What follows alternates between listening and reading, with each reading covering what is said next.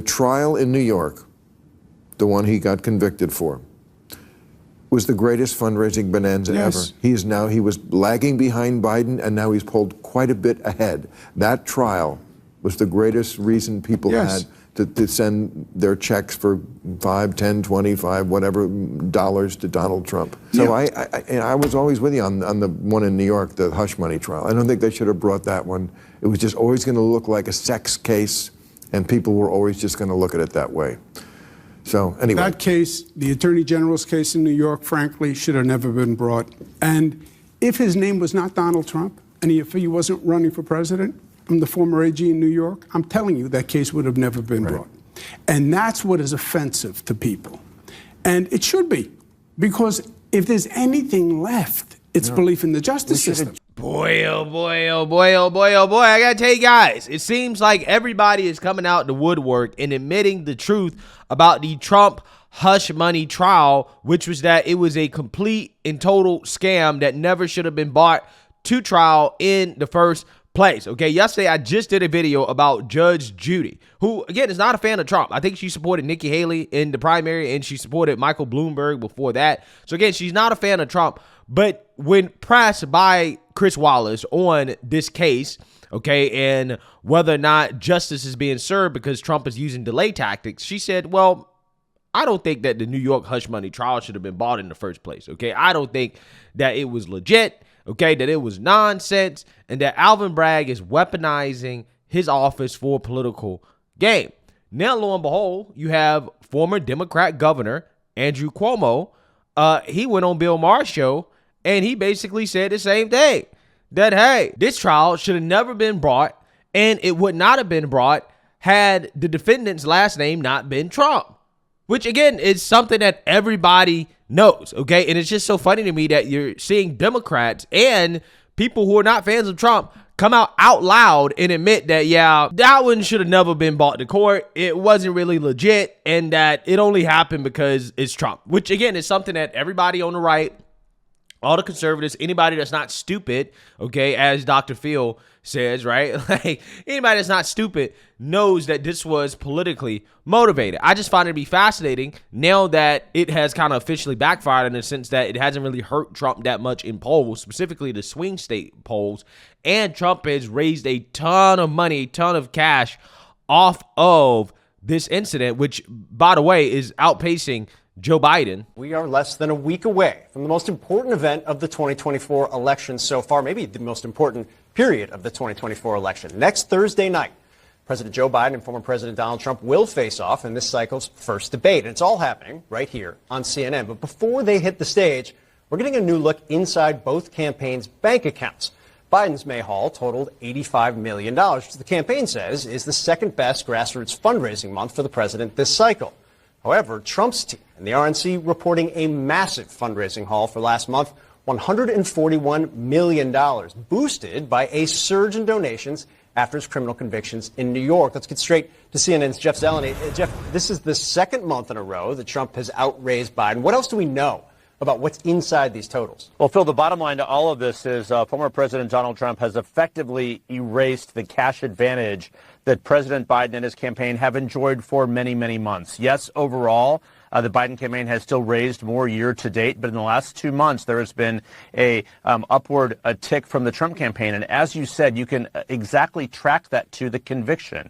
His convictions in May certainly elevated his contributions. But if you look at this from February to March, April to May, Biden there is in blue, Trump is in red. Biden enjoyed a cash advantage, and that allowed the Biden campaign to really start advertising, spending more than $70 million so far in television and digital advertising, as well as building offices across battleground states. In fact, this week alone, they hired the 1,000th campaign staffer. The Trump campaign is far behind on that score, but in raising money, in terms of having a parity with the Biden campaign, no doubt the Trump campaign is coming on strong. Phil, not a surprise. We did not expect money to be a defining factor in this. The question. Yeah, so you see that, you heard that. Okay, I think it's safe to say that the Trump hush money trial conviction has officially backfired, okay, considering how Trump has raised a massive amount of money. You guys remember just a few months ago, the mainstream liberal media was laughing at Trump for being broke. Oh, his campaign is broke. He doesn't have any money. Now, fast forward, they're upset because Trump is raising so much money. Now they're accusing him of basically, well, you're taking too much money from billionaires, right? Even though Biden is taking money from billionaires, okay? They don't have anything to say about that. But, okay, Trump, him raising a ton of money, now all of a sudden that's a problem. In the November election to come, which, let's just be honest, could be our last free and fair election due to the machinations of a certain political religious cult, the wealthiest Americans have a clear preference for the outcome. Donald Trump reinstalled as president. Mother Jones recently reported the following in an article about America's top donors heavily favoring Trump and the Republicans, which reflects something we've long known about rich conservatives, their disdain for taxation. Mother Jones reports that Donald Trump may have lost in the Manhattan court, where a jury convicted him of all 34 felony charges of falsifying business records. But, quote, there's one place he and his party appear to be winning in the race to snag major cash from the richest families in America. Republicans raked in a whopping $508 million from the top 100, triple the Democrats' $169 million take. It's a lot of numbers and data, but it may leave you wondering, why would America's wealthiest families continue pouring money into a political party that has stripped itself of its dignity to fashion itself into a religious cult centered around a 78-year-old 37-count felon and adjudicated sexual abuser? Well, Michael Mechanic of Mother Jones, who authored the piece that I'm quoting from, has a pretty good guess. Biden and the Dems have spooked America's richest with their multiple and largely unsuccessful efforts to close abusive loopholes and raise taxes on corporations and the upper crust. That includes efforts to tax the unrealized gains of the mega rich. The paper profits on appreciated investments that are currently only taxed when the assets are sold. Yeah, so you seen that, you heard that. Okay, here you have Joy Reid complaining about Trump doing what Biden's doing, but Trump's just doing it better than Biden because the country is fed up, right? Whether you're rich, poor, middle class, doesn't matter, okay? Everybody is fed up with Joe Biden, and therefore, this is why Trump is getting so much money coming in, especially after the conviction, because people can see that it is politically motivated. Now, again, I also find it hilarious how Joy Reid is low-key trying to push for taxing unrealized capital gains, which would be an absolute disaster to people's 401ks because so many people would sell off, okay, their assets before unrealized capital gains tax is implemented, it would definitely tank the market, okay, which would take a lot of people's retirements, even though retirement is subject to income tax, not unrealized capital gains. But regardless, still, I mean, it would tank the market overall, and it would just be an absolute disaster for this country. But again, when you're a communist like Joy Reid, you think that these are good policies when they're not, okay? They're not at all, okay? I'm not entirely sure who wants the government to take more of their money, considering how our government likes to send money overseas and to give money to people who don't want to work and waste our money on projects that never get finished. Like, for example, building electric charging stations, okay, spending billions of dollars to do that only to build like one, right, across the country. Again, yeah, these failed projects from the government, this is why I don't like being taxed, right? So you're damn right. I don't like being taxed, okay? I don't want to give my money to the government, and I want to keep more of my money, and I will happily vote in line with whatever party, right, helps me keep more of my money, okay? It is what it is. So with that being said, again, back to Bill Maher and Andrew Cuomo, because not only are they going to admit the truth about the hush money trial, they're also going to admit the truth about the disaster at Biden's border. His immigration policy was a mistake, right? I get the theory of the extreme left. We're a land of immigrants, let everyone come in, we all came as immigrants. I get it. But how you do it makes all the difference in the world, right?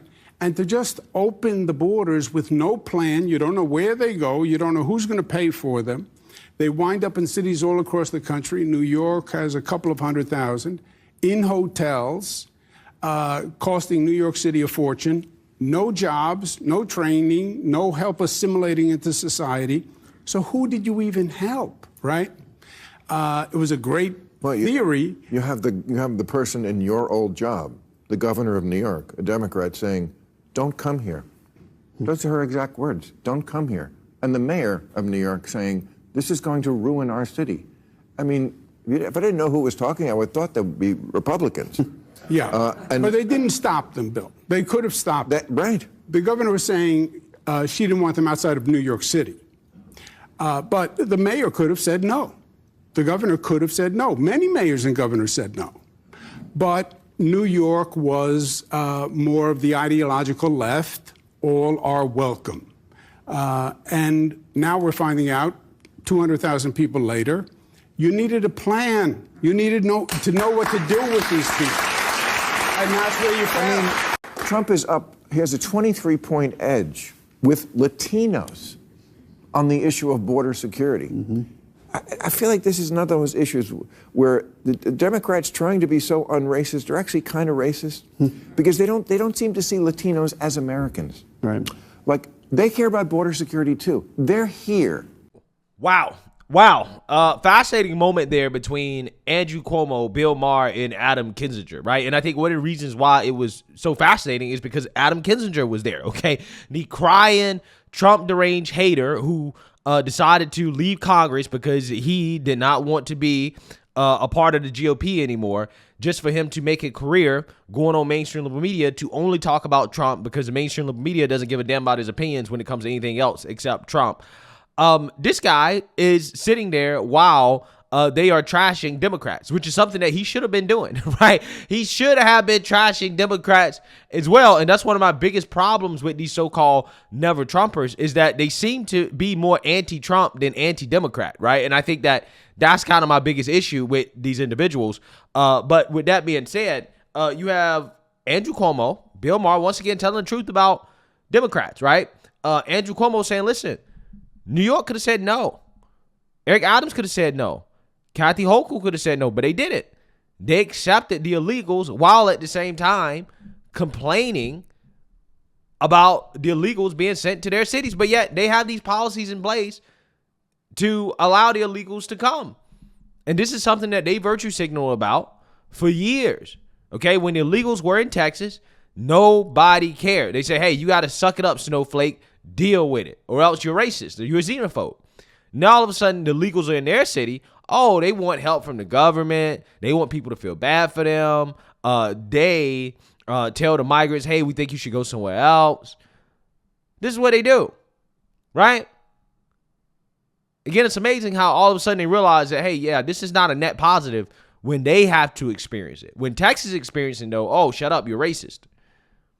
But I think Bill Maher brings up a great point about how, yeah, Democrats are trying so hard to be not racist that they're racist, right?